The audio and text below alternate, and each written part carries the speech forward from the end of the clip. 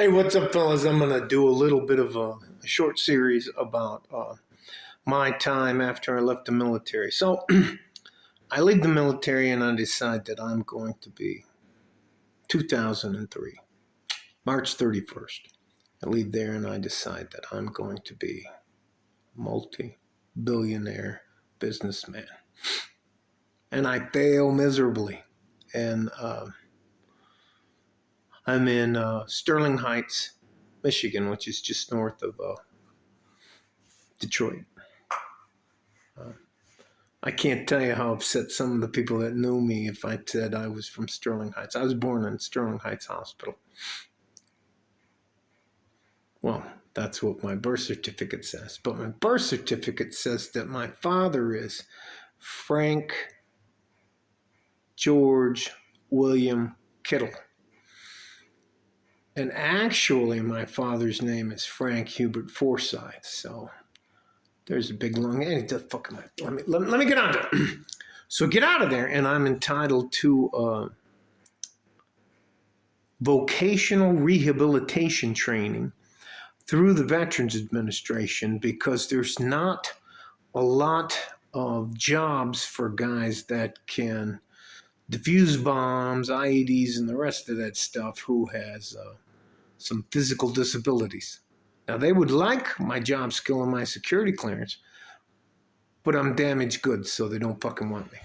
So I get this call from my vocational rehabilitation. I almost had her name. It doesn't matter. And mind you, I was working at a transmission plant off of 18 and a half mile off in Sterling Heights, Michigan. It was fucking brutal work. And she's like, hey, look, this company, the DAV, wants to interview you for a job position as a VSO, Veteran Service Officer.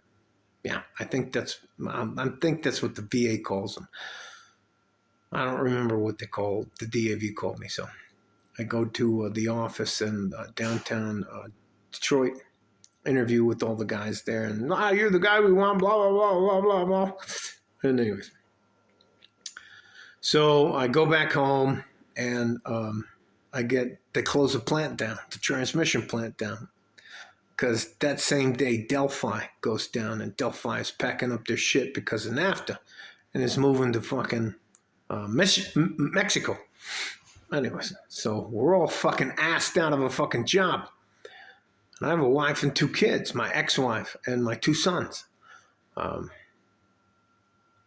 So anyways, I'm like, what the fuck's going on? So anyways, DAV guys call me and say, you are qualified, but you have to be accepted. So they send me a plane ticket, and I fly from Detroit to Washington, D.C., and I go to the DAV headquarters somewhere near the waterfront in downtown, way down by the boats are. Anyway, it doesn't fucking matter. Go there and I do verbal interviews. They give me a test on the human body and the conditions and stuff like that. And then we do an oral test where they're wide ear you. There's 5 people on a board and they're asking you questions and all this kind of stuff. So anyways, I get fucking hired.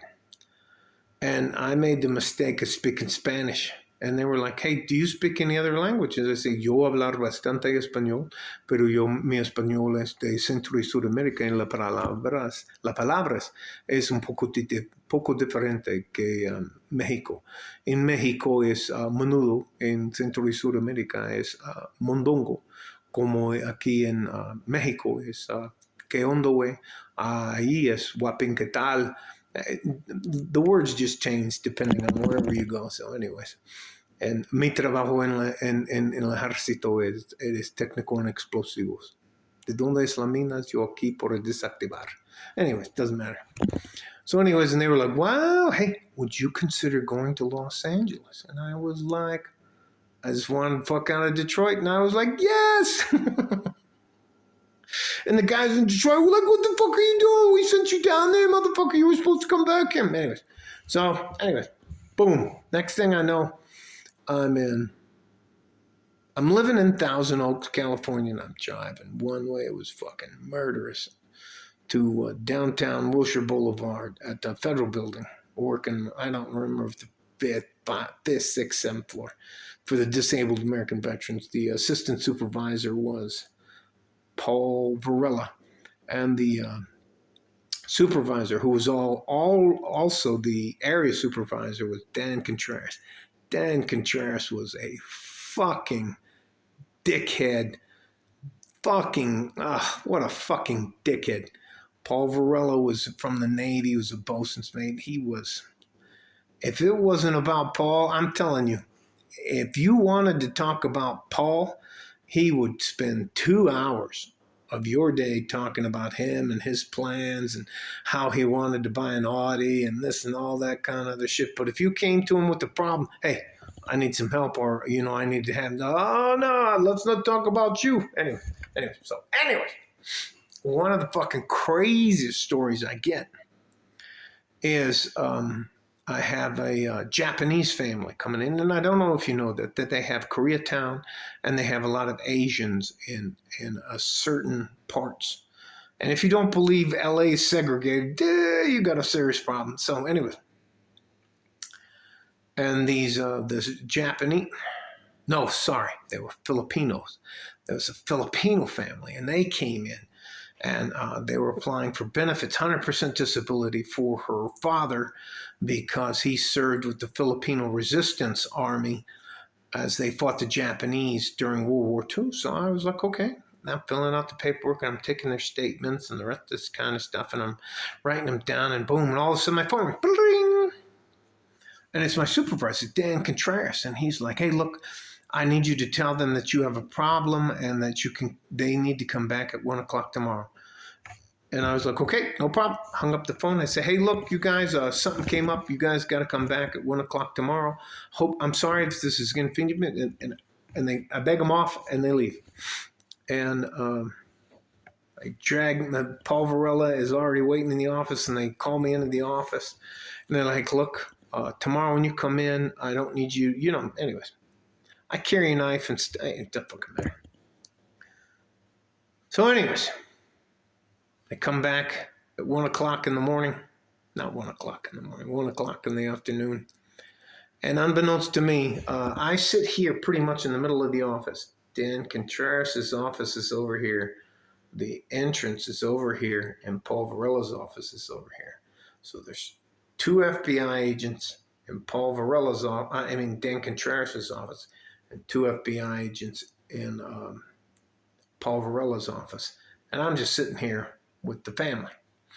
And the guy, he's got now today, he has a mask, and he's pulling this 2-wheel cart with oxygen on it because he has tuberculosis, and he's been through so much, and he just needs our help to help him out. And I'm not one of, I don't tell him myself. You don't have to tell me everything that's going on. All you have to tell me is what's my fucking part of the thing. I don't have to know everything from the start to the finish so I can accept or decide whether or not you're paying my bills. You're helping me pay my. I don't got fucking. Yes, I can stick right here in my lane. So, anyway, and we're going through the paperwork and kind of stuff like that, and I get a phone call.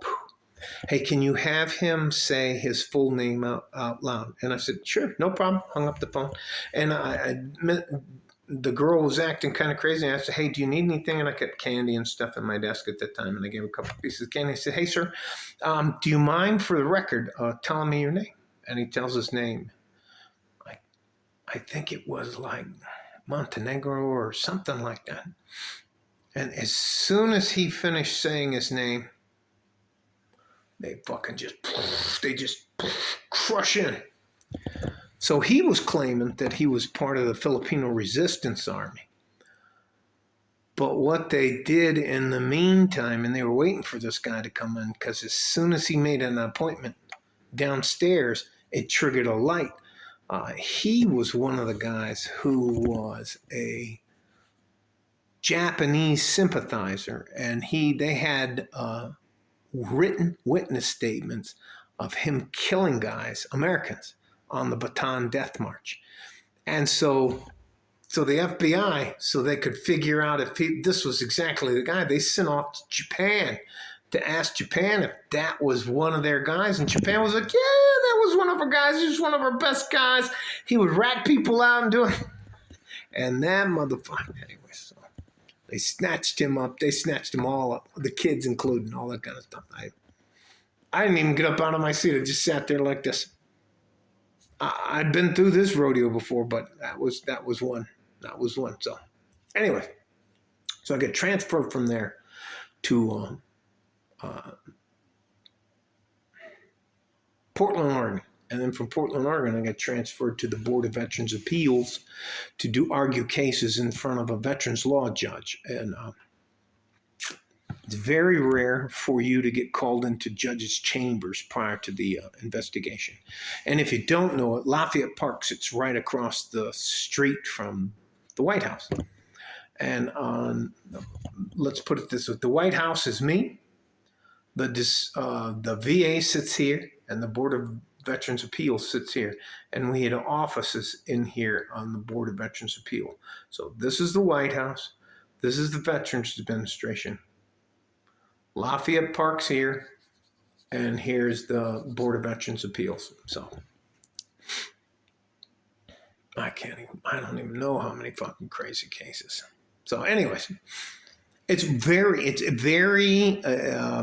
is considered a conflict of interest for a judge to invite you to chambers, because that means he either wants you to decide something or something else. And that's a very big deal. And I worked for probably one of the guys, I wish this guy was my father. His name is Roy Spicer. Love him. Absolutely love that fucking guy. Anyways, let's move on. I wish I had a guy like that in my life when I was younger. So anyways, I get a call, and you got to go to fucking judge's chamber, and Spicer's like, what the fuck did you do? Tell me what you did before you can... Now I'm like, I don't know what fucking talking about. And the fucking judge is like, he called he called 3 times in a row. Boom. And on the 3rd time, he's like, you send that guy up here right fucking now. And so they were like, go the fuck up there. And I'm like, and I get up in his chambers, and he had the corner office. You figure the Board of Veterans Appeals is here. The Veterans Administration headquarters office is here. And I'm the White House. And right down in between this is Lafayette Park. And the judge's office is here on the corner. So I get down there, and he goes, and he's got his fucking curtains open. He has the corner like this, and he's got all the curtains open. And I don't know how he knew who this guy was, and I didn't ask. Look, I'm not that guy. I'm not the guy. Well, you got to tell me who you... I'm not that fucking guy. And he goes, hey. And our clients have to check in the day before. And he goes, I want to come over here to the window. And he wasn't asking me if I wanted to or anything, so I walk over to the window. I look down there. And he goes, is that your fucking client? And I was like, yes, Your Honor, that's my client. Now, my client claims that he can't use his left hand, and he can't feel anything from his waist down, and that's why he deserves to be. He already had 100% and was permanent total, but there's higher percentages above a higher percent, and he was going for what's called R2. And this motherfucker was out of his wheelchair chasing his granddaughter around. You know, the guy that can't walk, can't use his arm, playing catch with her with the ball, and they're throwing it around Lafayette Park. Is that him? And he goes, don't fuck with me. I was like, yes, Your Honor, that's him. And he goes, don't say a fucking thing. And I was arguing his case in like 30 minutes. So he goes, go back to your office, and I'll see you in court. And the Board of Veterans Appeals, when you do a case with them, the only thing that's different is there's no jury box. So they have a bailiff, they have a judge, they have a recorder, they have everything else. It's videotaped, everything else. And you sit at this bench, and he comes in like this, rolling in like, mind you, I've already seen this motherfucker run. Anyways, anyways. And the judge is just like, because that's a federal fucking crime. That's stealing from the federal government. Now, you can steal from a store, gas station. You can't fucking steal from the federal government and get away with it. So, damn, it is what it is.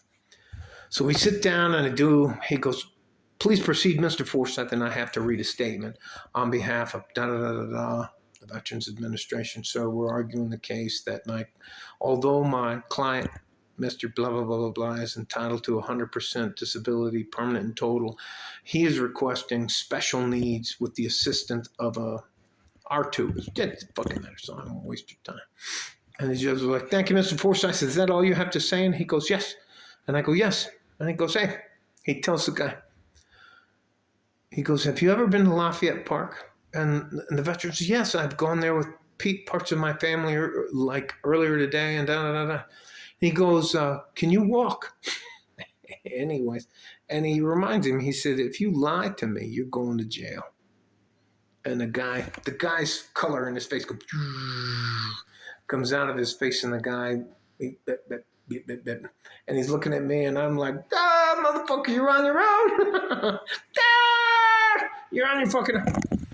And he goes, he looks over at me, Mr. Forsyth, if you do not withdraw this case in the next 10 minutes, I'm going to send this man to jail. And he tells the guy, I'm going to dismiss your case, and I'm going to refer you to the VAIG for investigation for fraud. And he says, you're the kind of disgusting people I see in my court every once in a while. And if you don't leave within the next 15 minutes, I'm going to have you arrested. And I was like, whoa. And I moved, got on my chair. This motherfucker gets up out of his wheelchair and walks out of the fucking hearing room. Unbelievable. Though that's just two little stories. So I got hundreds and hundreds of those stories. So anyways, stay safe and healthy. Take care of each other if you can. If you can't, take care of yourself. Like a fart in a G-string. West Texas, El Paso. I'm out of here. And fuck you scammers.